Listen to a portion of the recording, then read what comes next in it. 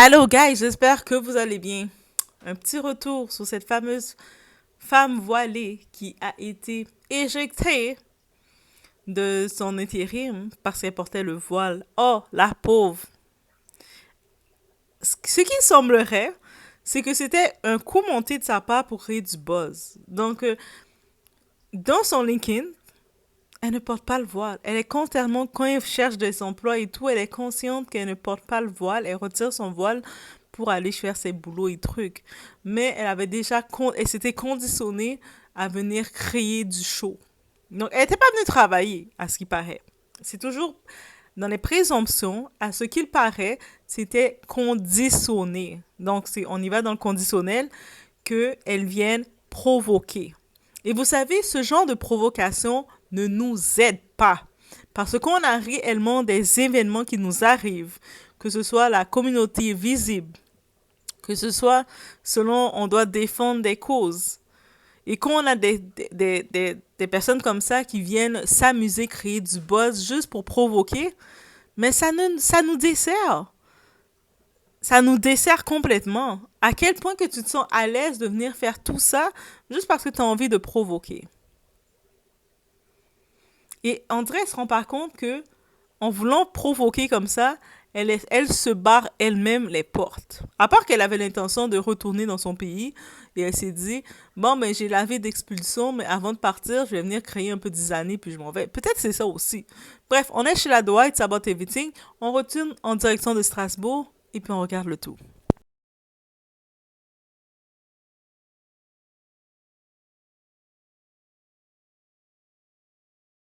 Donc elle a fait exprès, parce qu'elle le dit très bien, sur son profil LinkedIn, elle n'a pas le voile. Et elle le dit aussi très clairement, jusqu'à ce qu'elle voie l'employeur pour susciter sa réaction. Avant de revenir sur son cas, il y a des magasins de vente de produits, quel que soit le produit, chaussures, vêtements, etc., où ils autorisent le hijab. Donc, vous pouvez postuler là-bas. Moi, je parle pas de morale, je parle de règlement intérieur, comme dans la précédente vidéo. Si le règlement intérieur dit aucun signe religieux, c'est aucun signe religieux. Et puis ça dépend surtout d'une chose, la clientèle. Si la clientèle, elle est musulmane, le hijab, ça va pas les choquer. Et comme je le disais encore il y a un petit moment, lorsqu'on veut pas de vous à un endroit, que ce soit les restos, les boîtes de nuit, etc., eh ben c'est très bien. Parce que ça va donner l'occasion à des petits malins de créer leur boîte et de vous engager. Mais là, les filles qui font le forcing, alors qu'elles savent très bien qu'elles y vont uniquement pour avoir une réaction négative, ça sert à rien. Ça sert juste à stigmatiser d'autres.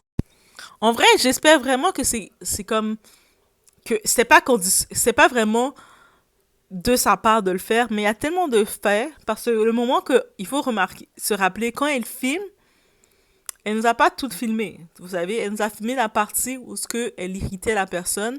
Le gérant était au téléphone en train de parler à son gérant, à son boss sûrement, d'expliquer la situation. Et puis elle restait, elle le provoquait.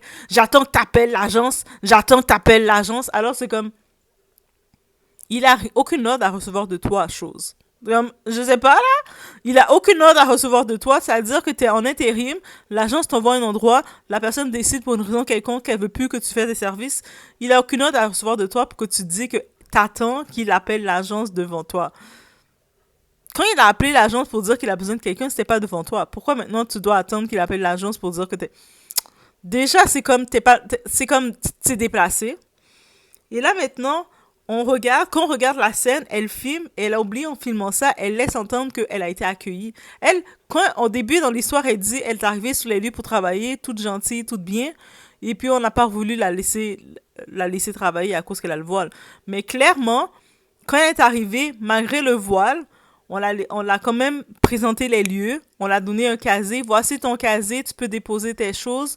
Et par contre, peut-être il a dit, par contre, tu sais, pour travailler, tu vas devoir retirer ton voile, t'arranger un peu, parce que nous, c'est laïque, il n'y a pas de voile ou de signe religieux sur les lieux du travail. Et elle a dit non, moi, je retire pas mon voile. Deal with that. Moi, je suis la reine de mon pays, donc je retire pas mon voile. Bref, c'est clairement, on voit qu'il y a eu une altercation, il y a eu une situation que elle a été accueillie, on l'a proposé quelque chose, elle a décidé de pas le faire, et puis suite à ça, il y a eu une discussion, il essaie de l'expliquer jusqu'à ce que il a pris le téléphone pour appeler son boss pour expliquer la situation, et elle est restée. Moi, je m'en vais pas. Moi, là, je reste. Moi, c'est l'agence qui m'a envoyé. L'agence, c'est pas la compagnie de l'agence, bitch. Oh non, elle m'énerve. C'est comme, l'agence, en faisant ça, elle est en train même de pourrir l'agence. Cette agence-là, là, Elle perd des contrats. Cette agence-là, clairement, elle vient de perdre plein de contrats juste à cause d'un événement comme ça. Parce que c'est pas possible. Comment tu peux... Tu sais, comme eux autres, là, maintenant, quand ils vont envoyer des personnes dans d'autres compagnies, parce que ça fait le tour, là, ça fait le tour, tout le monde en parle de partout. Le Parisien, tout le monde en parle. BFM TV, tout le monde en parle partout. Là, ça sort, c'est comme... Cette agence-là, quand ils doivent envoyer d'autres personnes, c'est compliqué. Je pense que eux autres, même, ils risquent de perdre leur licence. On va dire, mais vous êtes pas sérieux? Comment ça, vous envoyez du monde comme ça, indiscipliné, en mal de buzz, comme ça, chez nous? On veut plus faire affaire avec vous parce que vous contrôlez pas qui que vous envoyez. Là, elle-même, elle vient de cracher sur l'agence parce que peut-être pour elle, elle s'est dit, ah, c'est elle, c'est facile d'avoir un emploi, donc elle peut cracher comme ça sur l'agence. Et puis, d'autres personnes, peut-être, qui avaient besoin de cette agence-là pour avoir un petit emploi, mais elle vient de les fermer des portes. Ça, c'est du monde comme ça, égoïste comme ça, qui font des steps sans réfléchir à long terme les conséquences. Désolée, mais en regardant le tout, c'est exactement ça.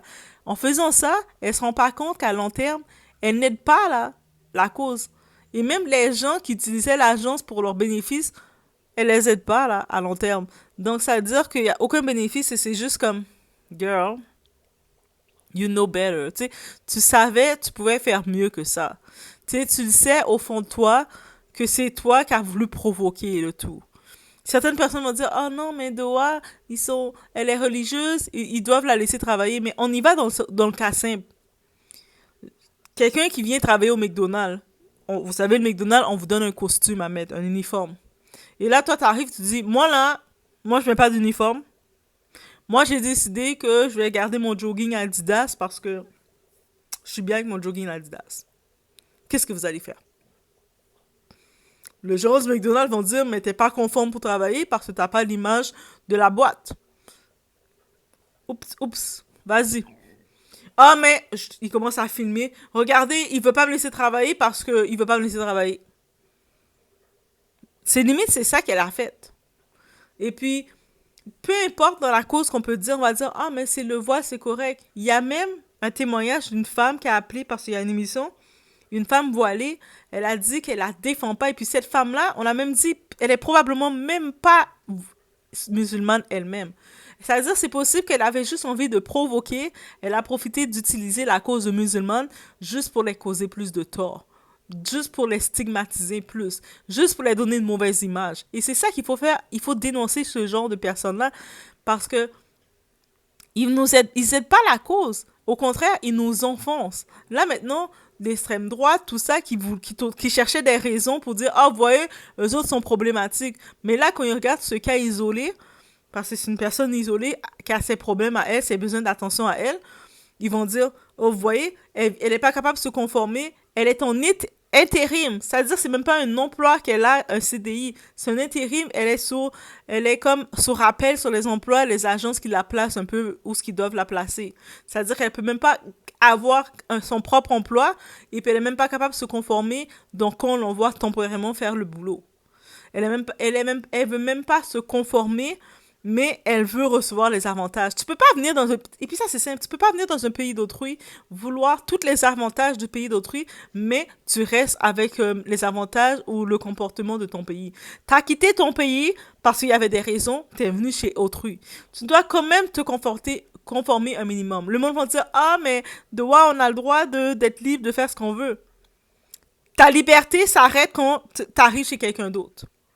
Moi, si je suis chez moi, je te reçois chez moi et puis toi tu décides de marcher en G-string, en petite culotte toute la journée dans la rue, chez moi, je te dis non, tu rentres pas chez moi comme ça. Même si tu dis, mais là je suis libre, j'ai le droit de faire ce que je veux, il fait chaud, mais pas chez moi.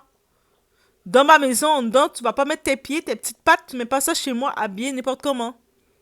Peu importe que c'est ta liberté qui fait chaud et que t'as chaud et que tu transpires, tu rentres pas chez moi comme ça, tu vas rester dehors. Mais c'est aussi simple que ça.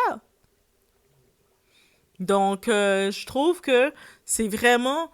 Avec déjà le monde, ces mêmes personnes-là, elle n'avait pas d'énergie quand il s'agissait de défendre Aya. Quand, avec tout ce qui est arrivé à Aya, elle n'avait pas de défendre de la défendre. Mais elle a l'énergie pour venir créer de la stigmatisation. Moi, je dis elle a été payée pour faire ça. Moi, je dis qu'elle a été payée pour sa beauté. Son plan, c'était exprès venir donner une mauvaise image aux personnes voilées. Déjà, c'est compliqué pour les personnes voilées, ils sont déjà stigmatisés.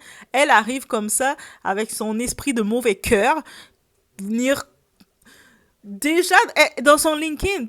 LinkedIn, c'est le réseau professionnel, réseau social professionnel.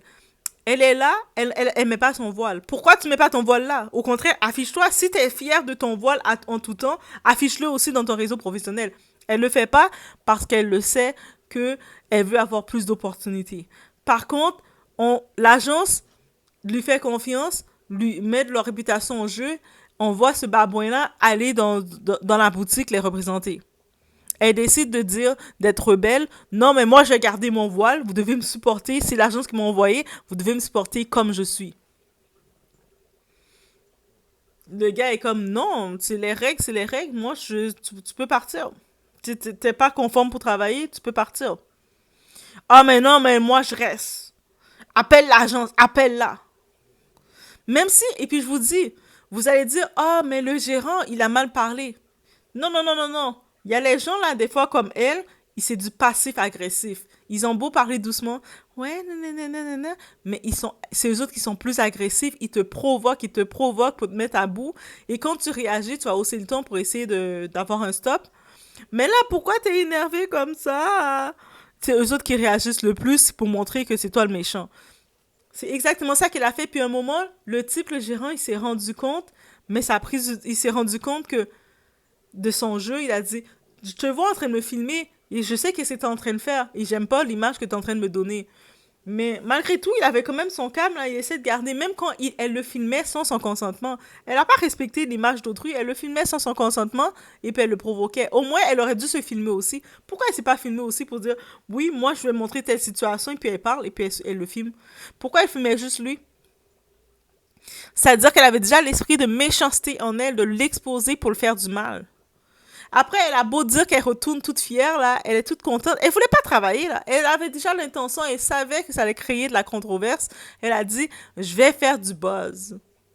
Et elle l'a fait. Et puis là, je me dis, mais dans son réseau professionnel, elle met pas son voile. Ça veut dire son voile, c'est même pas une obligation réellement pour dire, ok, je peux comprendre, c'est comme une promesse qu'elle a faite avec Dieu, donc elle doit garder son voile, elle doit rester le plus, ok, couvert. Au début, je pouvais aller sur ce sens-là avec elle. Mais quand elle applique dans d'autres jobs, sûrement, elle est dans ses réseaux professionnels, elle met pas le voile. C'est-à-dire qu'elle est capable de l'enlever quand elle a envie de l'enlever. Pourquoi elle, dans cet endroit, elle sentait le besoin de le garder? Pour provoquer, pour donner une mauvaise image aux gens, pour montrer aux gens qu'ils veulent pas se conformer, pour les stigmatiser encore plus. C'est pour ça qu'on ne peut pas défendre quelqu'un comme ça, parce que on la défend, mais qu'est-ce qu'on fait? Mais on recule en arrière. Quand on a réellement des choses à défendre, on va passer, le monde, bien entendu, va dire, ah, mais eux autres aussi, là, tu sais, ils nous provoquent, mais dès qu'on va répondre, ils vont faire la carte de, ah, mais parce que tu m'attaques. Ils pleurent, ils chialent. Donc, c'est ça qu'ils disent. Mais c'est à cause d'elle. Et c'est vraiment néfaste qu'est-ce qu'elle fait. Après qu'elle s'étonne, là, avec son comportement, que dans les partis là, de politique, la première chose qu'ils pensent à faire, c'est changer la loi d'immigration. Vous changez ça, là. Son statut à elle, là, elle est problématique. Elle, c'est une femme problématique. Et puis avec un dossier comme ça, même si elle peut avoir toutes les compétences qu'elle veut, même dans mon entreprise, à moi, je pourrais pas la prendre, je vais dire, elle va être provocante. C'est-à-dire que c'est le genre d'employé qui peut faire, qui est là, qui va faire une erreur. Toi, tu vas venir pour essayer de la dire, la rencontrer comme si tu es un gérant, tu vas dire, ah, en passant, t'as fait telle erreur. Elle va te filmer. Toi, tu vas parler, ouais, t'as fait telle erreur. Elle va te filmer, va te provoquer. Ah ouais? Ah ouais? Oh, tu vois comment elle me fait la misère, elle? C'est exactement cette image qu'elle donne. C'est-à-dire que peu importe le dossier, elle est dangereuse là pour n'importe quelle entreprise. Donc je pense qu'avec tout ça, le monde peut la retracer, clairement la donner une amende.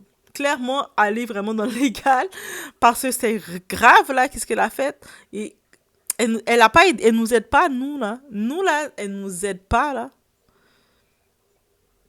En tout cas, c'était le petit ajout que je devais faire sur ce dossier-là, mais c'est tellement choquant là que de voir du monde qui utilise des causes sérieuses juste pour faire leur bad buzz. Guys,